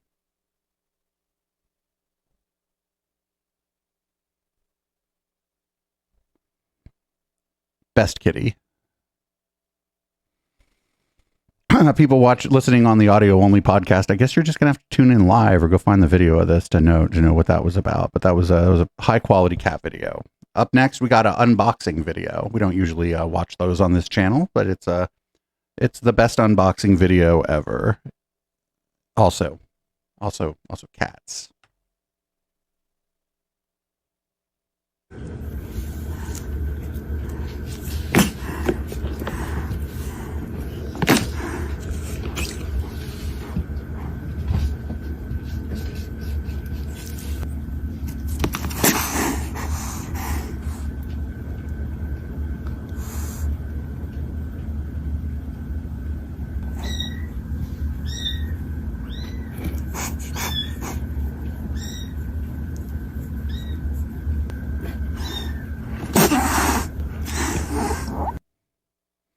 Kitty's just trying to protect his friends.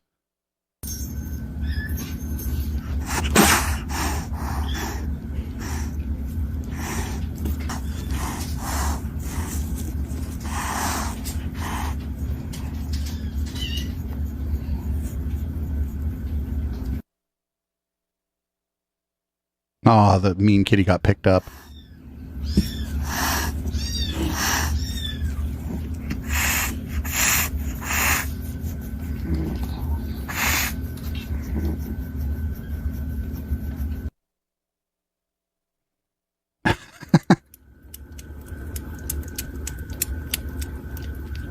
Aren't you glad you're out of the box, kid friendos? I'd be glad to be out of that box.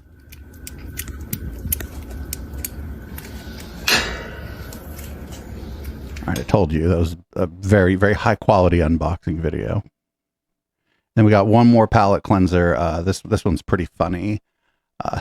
This gal, it's a TikTok video. It looks like she's like describing the lives and religious beliefs of mannequins, which you're like, what the fuck is that? No, this is pretty good actually. I like this one.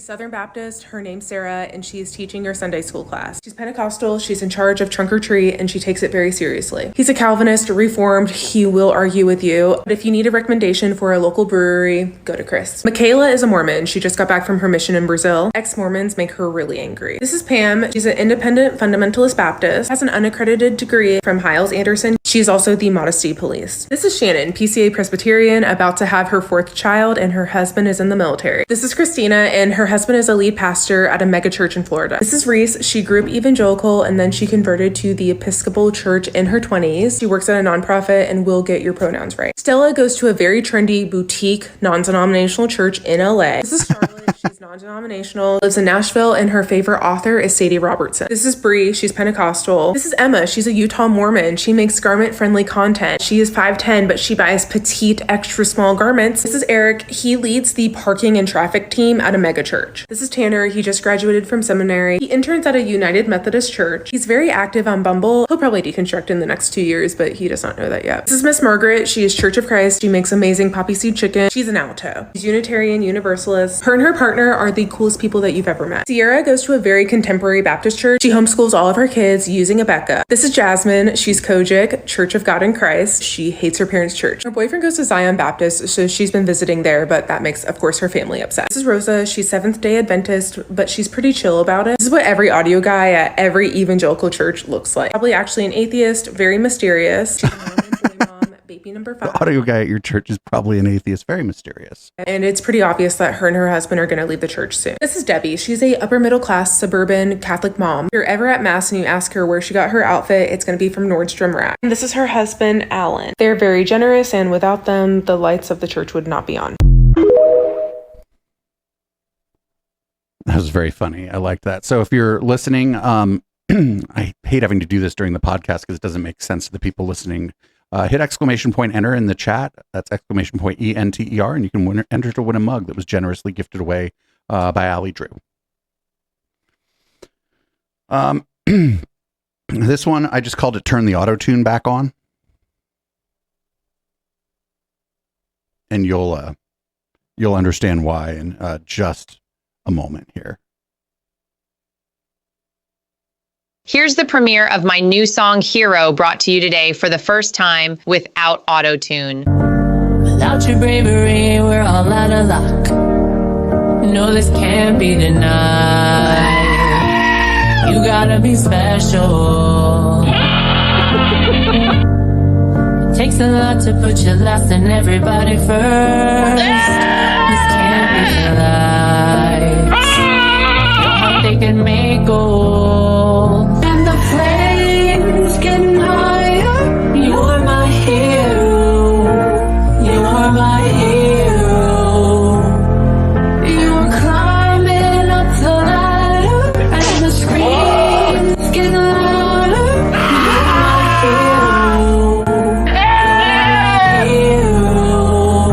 You're my hero. My hero.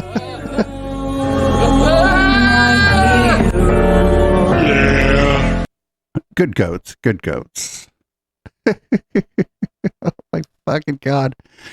I got nothing. It stopped. It's over. We got a couple more here before we go into red light. This one is Eric Metaxas. Eric Metaxas likens the situation in the U.S. to Nazi Germany. And apparently if Harris and Walz are elected, they're going to come after pastors and people of faith.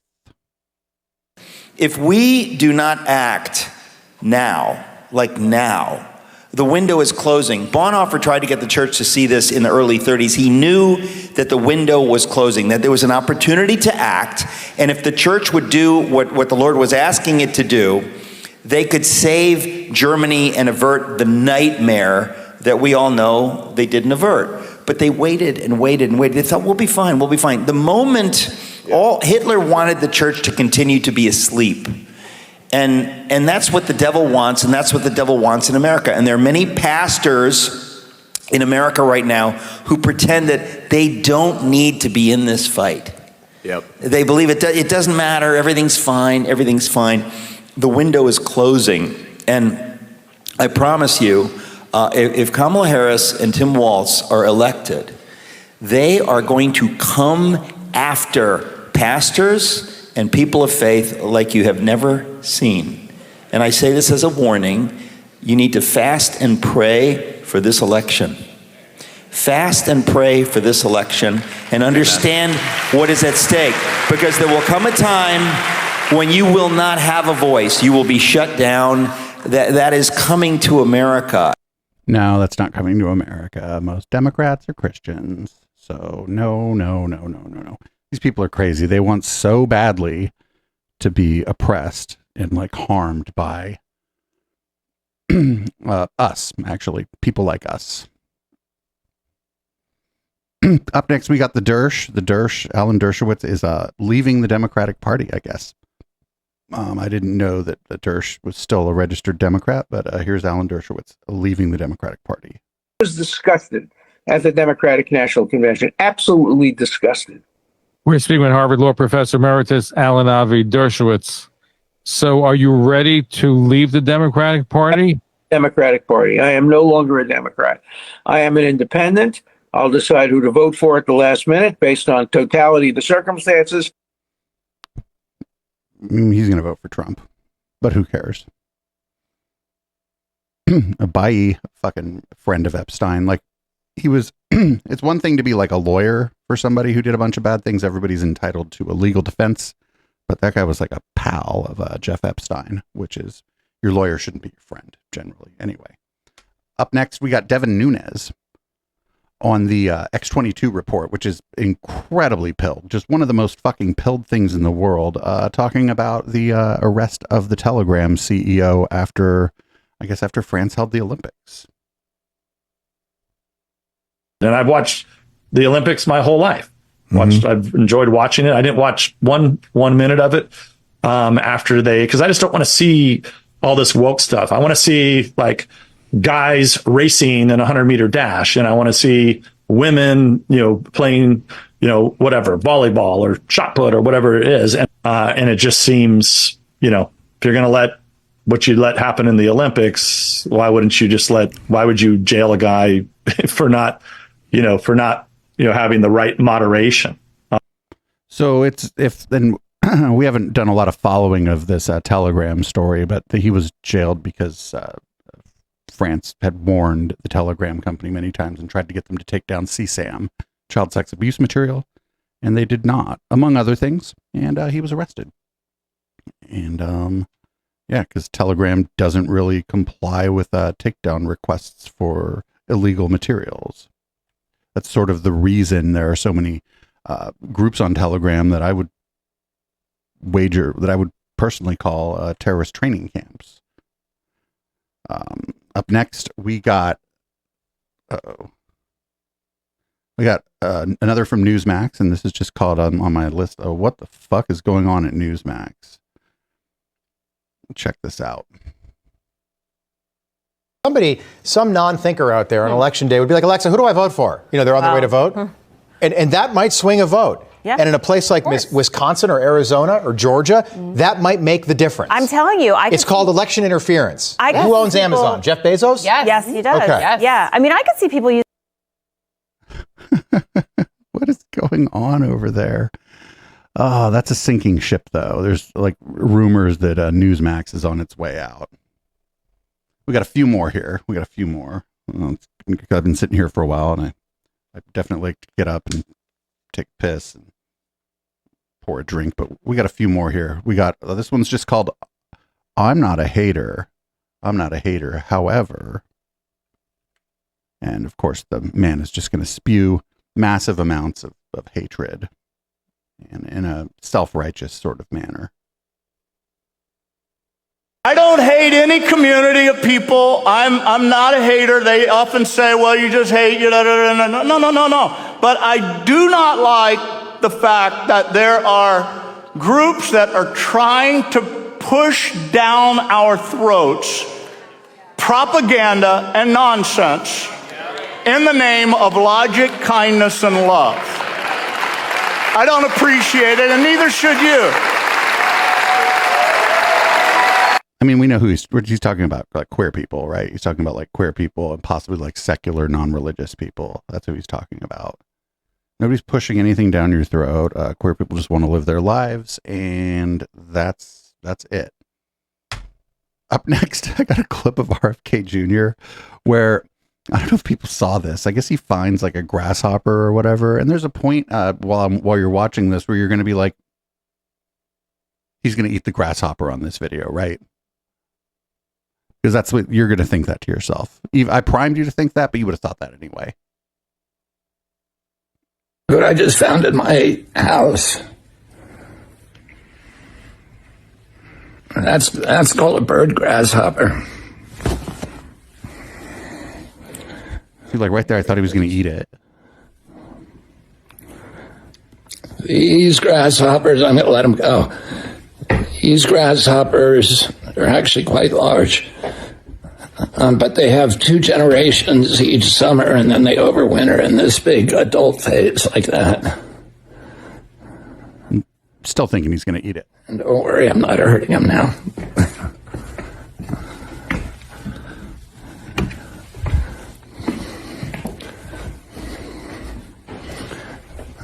I'm going to let him out here.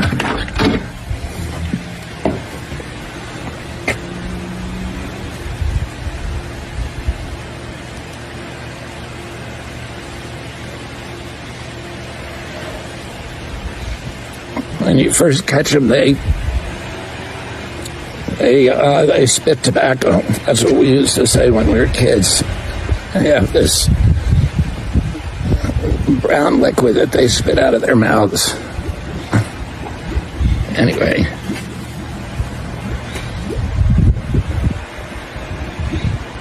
Yeah, I mean, when I first saw that, I was like, that guy's going to eat that fucking bug.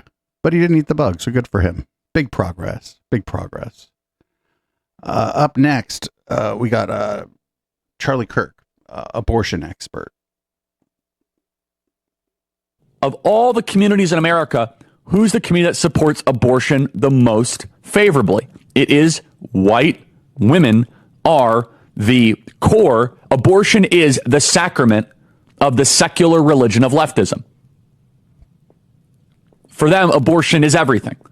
It is the Eucharist for them.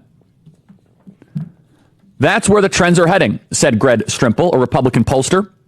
That's what I think is happening, in large part because women, including white women, are animated by the loss of abortion rights. Okay, silly way to put it. You don't have abortion rights, but we're not going to get into that.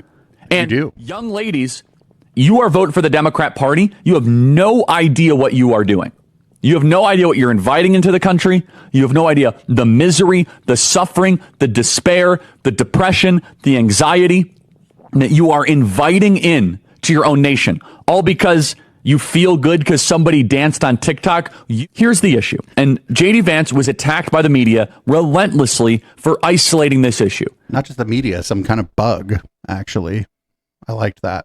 Is that you are more liberal when you are younger and you do not pay a mortgage, you do not have children, you are this motherfucker doesn't have a mortgage. Some billionaire bought his house for him, probably. Looking at property tax bills, and you are not constantly having to pay for your own life. When you are in college, you are using OPM, other people's money. When you're in college, you're going into debt, so you're detached from the cost. In college, you're using mom and dad's money. In college, you're using other people's capital. Excuse me. Allergy season's back. You're using other people's money, other people's capital to make your livelihood possible. So therefore, you become convinced and you become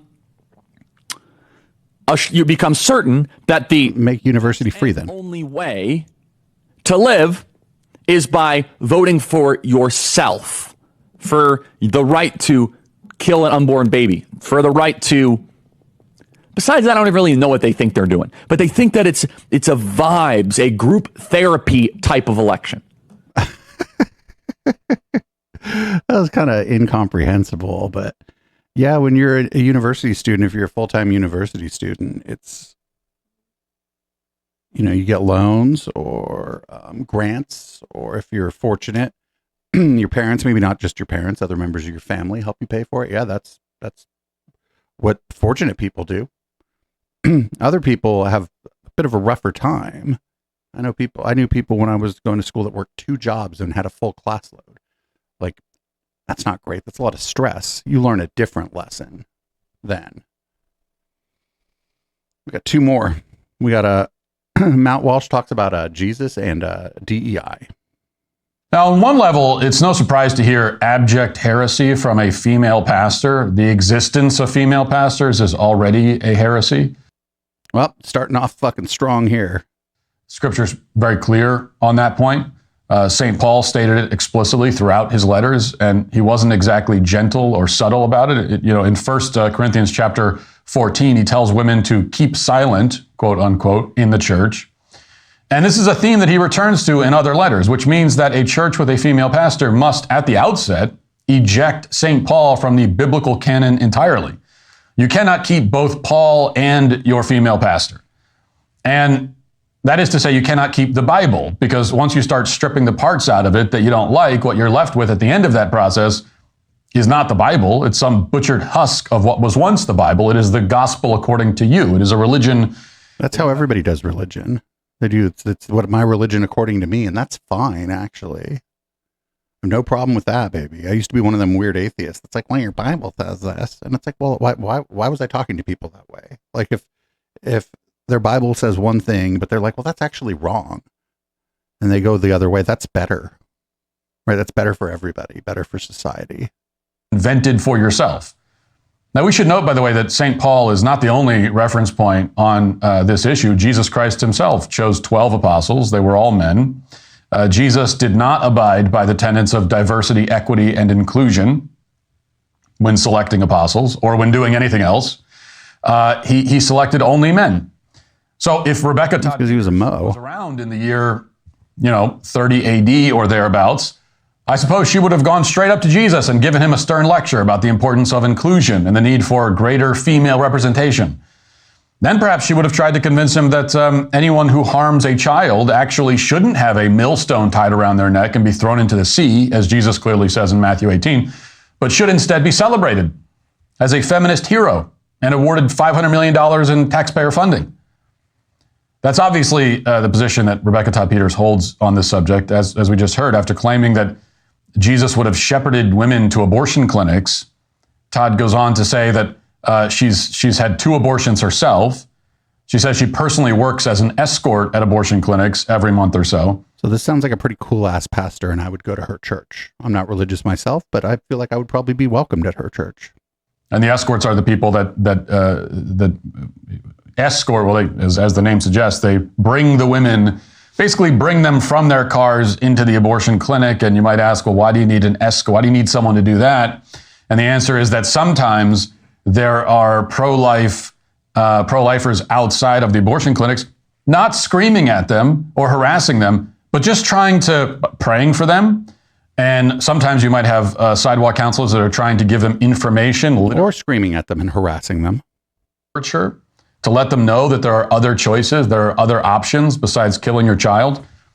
And the abortion clinic doesn't want these women to know, even though they claim to be pro-choice, they actually don't want the women to know that there are other choices. They don't want them to know that. So they have escorts that their whole job is to make sure the woman as she goes in is not exposed to any other information on her way in. But I feel that's really, there's a couple things there. One, the people that escort the pregnant people to the abortion clinic are just putting some bodies between them and people who are harassing them. But the built into what he's saying there is that pregnant people who are going to acquire an abortion, they just haven't thought about it. Haven't been exposed to any information about anything, nobody's opinion, nothing. They're just dumb. And they're just dumb, and they're just like, well, I'm pregnant. I guess what you do is you get an abortion. Like, they haven't thought about it. Like, it isn't difficult. None of that. Built into that is that it's just like a knee-jerk reaction. And I'm pretty confident that even like the most pro-choice, pro-abortion person who goes to have an abortion themselves probably thinks about it, gives some thought to what they're doing. But it's also not my job or yours to fucking spend too much time thinking about it. Like our future vice president was saying, mind your own damn business. Mind your own damn business. So last clip before we go into red light is this guy is I called him Timu Matt Walsh, because the first time I saw this guy, I'm like, that's just Matt Walsh, but it's not Matt Walsh. He is going to talk about how we need a nation in which any leftist or liberal ideas would be a complete pariah, and you would be ashamed to hold those views. What does it look like to win? It's crushing your enemies, rewarding your friends. What does it look like to crush your enemies?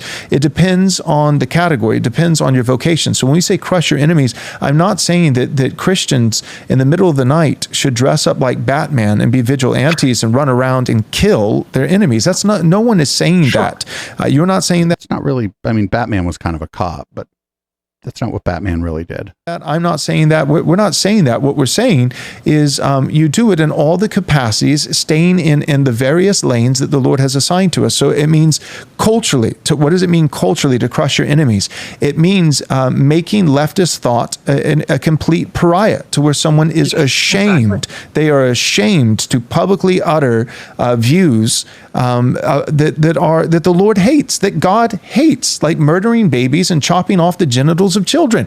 Like, leftists should be ashamed, and anyone who has said those things publicly in any serious position of power and media and all the absolutely, they should be crushed. Meaning what? That you privately as a vigilante should kill them? No, it means they lose their job. It means they lose their livelihood. So cancel culture, stock. They lose credibility. It means all those things. So he wants to do a cancel culture.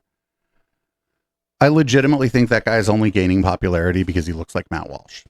And he's saying pretty much the same things Matt Walsh is saying, though he leans a little harder into like the Christianity part of it. I know Matt Walsh like claims that it's about Christianity, but Matt Walsh like leans more into the fascism. And so, I don't know, what a weird place to end. This show went really long and it's been kind of depressing, and things aren't really going to get that much better in red light.